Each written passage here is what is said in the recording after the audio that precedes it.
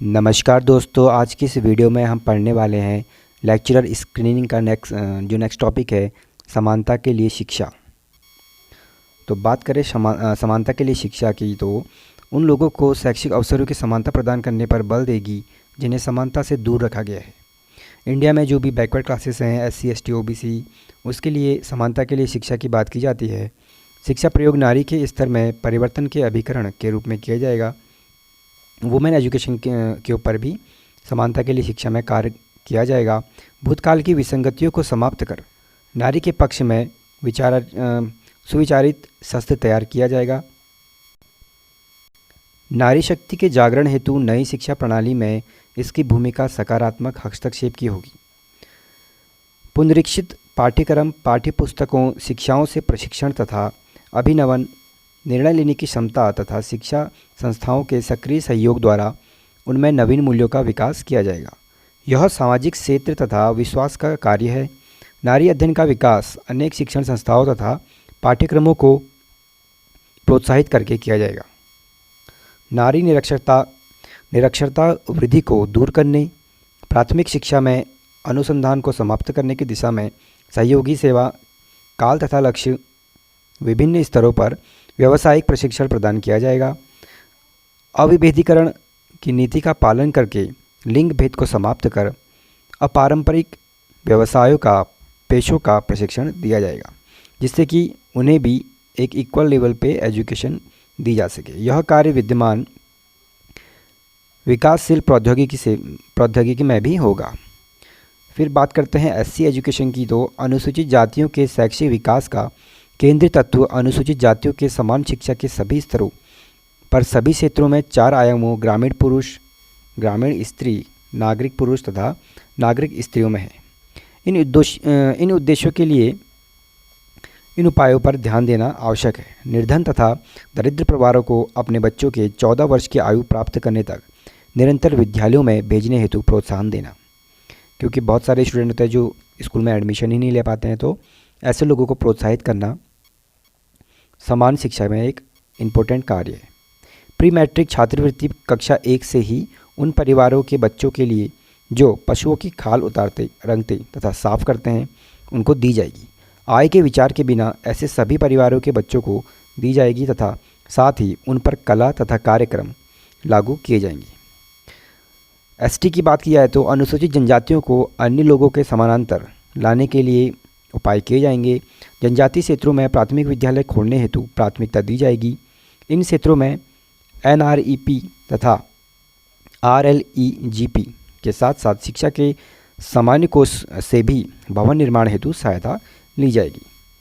अनुसूचित जातियों के सामाजिक सांस्कृतिक वातावरण की अपनी ही विशेषता है, उनमें से उनकी अपनी ही बोली है। इससे यह आवश्यकता अनुभव की जाती है कि आरंभिक स्तर पर पाठ्यक्रम तथा निर्देशात्मक सामग्री का निर्माण स्थानीय बोली के आधार पर किया जाए। यह भी ध्यान रखा जाए कि क्षेत्रीय भाषा में परिवर्तन लाने पर इससे कठिनाई न हो। तो उनके कल्चर को हमें बिल्कुल भी डिस्टर्ब नहीं करना है। हम उनके कल्चर के साथ जुड़कर ही ये कैसे वो मेन स्ट्रीम में आ सके, इसका प्रयास करना चाहिए। ST शिक्षित तथा प्रतिभाशाली युवकों को अनुसूचित क्षेत्रों से में शिक्षण के लिए प्रोत्साहित तथा प्रशिक्षित किया जाएगा। विस्तृत पैमाने पर आश्रम तथा आवासीय विद्यालयों की स्थापना की जाएगी। अनुसूचित जनजातियों की जीवन शैली तथा विशेष आवश्यकता को ध्यान में रखते हुए प्रोत्साहन योजनाएं आरंभ की जाएंगी। उच्च शिक्षा हेतु तकनीकी, व्यावसायिक तथा अर्ध व्यावसायिक पाठ्यक्रमों के लिए छात्रवृत्तियां दी जाएंगी।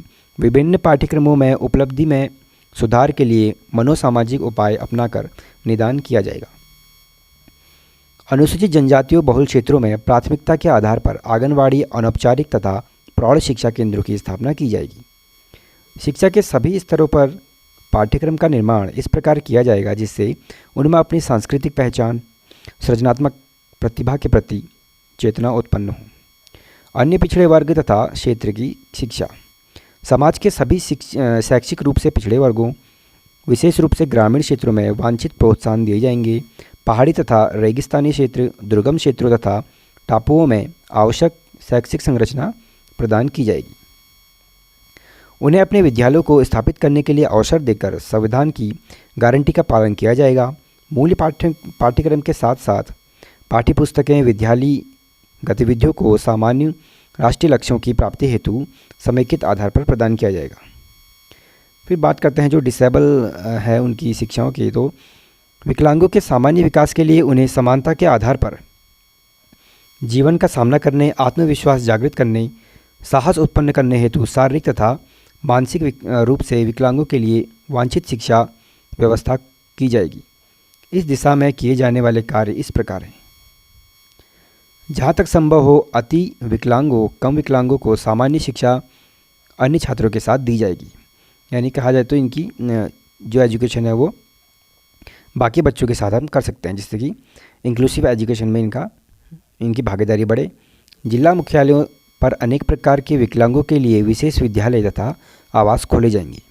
विकलांगों को व्यावसायिक शिक्षा देने हेतु वांछित प्रबंध किए जाएंगे। विकलांग बच्चों की शिक्षा के लिए प्राथमिक स्तर पर विशेष शिक्षण प्रशिक्षण कार्यक्रम चलाया जाएगा ताकि ये एक समान शिक्षा के हकदार बने। विकलांगों की शिक्षा के लिए स्वैच्छिक प्रयासों को बढ़ावा दिया जाएगा। फिर बात करें प्रौढ़ शिक्षा की। हमारे धर्म ग्रंथों में शिक्षा की परिभाषा दी गई है जिसके अनुसार मुक्ति मिलती है। इसका अभिप्राय है अज्ञान तथा अत्याचार से मुक्ति। आधुनिक युग में इससे पढ़ने तथा लिखने की योग्यता निहित है। यही अधिगम का मूल साधन है। प्रौढ़ शिक्षा का महत्व साक्षरता के साथ निर्णायक है। विकास का जटिल युद्ध आज कौशल की उन्नति है जिसकी मानव शक्ति के रूप में समाज को आवश्यकता है। लाभ प्राप्तकर्ताओं के सहयोग से ऐसे निर्णायक महत्व के कार्यक्रम प्रौढ़ शिक्षा द्वारा चलाए जाएंगे, क्योंकि हर किसी को एजुकेशन की ज़रूरत है, जिनका सीधा संबंध राष्ट्रीय एकता, वातावरण संरक्षण, लोगों की सांस्कृतिक सृजनात्मकता को शक्तिदायी बनाना, छोटे परिवार के मानवों का निर्धारण, नारी समानता आदि के वर्तमान कार्यों की समीक्षा करके उन्हें शक्तिशाली बनाना है।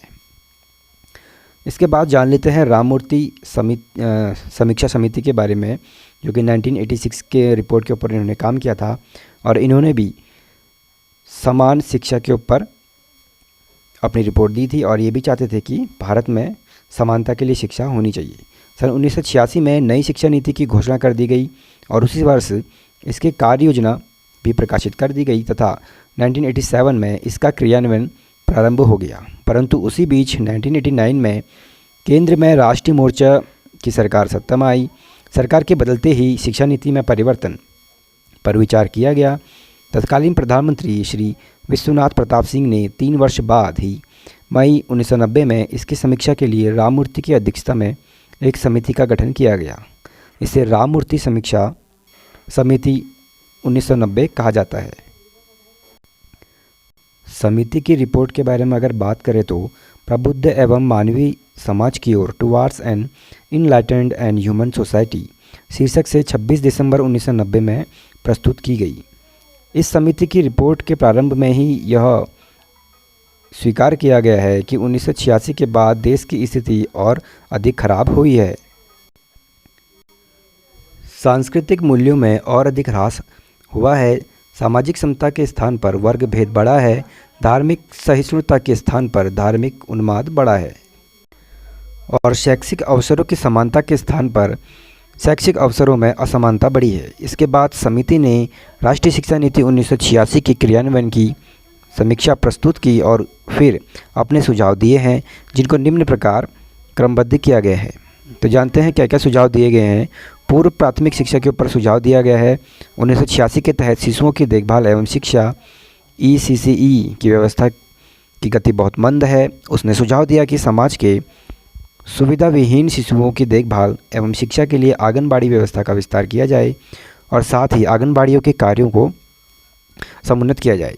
तो प्राथमिक शिक्षा की बात की जाए तो समिति ने स्पष्ट किया कि प्राथमिक शिक्षा के सार्वभौमिकरण के कार्य को गंभीरता से नहीं लिया जा रहा है। उसने यह भी स्पष्ट किया कि ब्लैक बोर्ड योजना के अंतर्गत 1990-91 तक 50% प्राथमिक विद्यालयों को इसका लाभ पहुंचाया जाना था, परंतु अब तक केवल 30% विद्यालयों को ही इसका लाभ पहुंचाया गया है।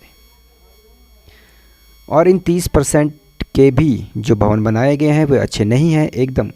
घटिया किस्म के हैं और इसमें जो सामग्री भेजी गई है वह भी अच्छी किस्म की नहीं है। तो इसमें आयोग ने सुझाव दिया है कि प्राथमिक स्तर पर 100% नामांकन हो, 100% रुकाव और 100% सफलता के लिए ठोस कदम उठाए जाएं और ब्लैक बोर्ड योजना का क्रियान्वयन उचित ढंग से किया जाए ताकि ज़्यादा से ज़्यादा इनरोलमेंट हो सके। तो स्टूडेंट, ये थी समानता के लिए शिक्षा टॉपिक के ऊपर कुछ इंपॉर्टेंट पॉइंट। अगर आपको इनमें से कुछ इंपॉर्टेंट लगता है तो प्लीज़ उसको नोट डाउन कर लीजिए एवं चैनल से जुड़े रहें। धन्यवाद।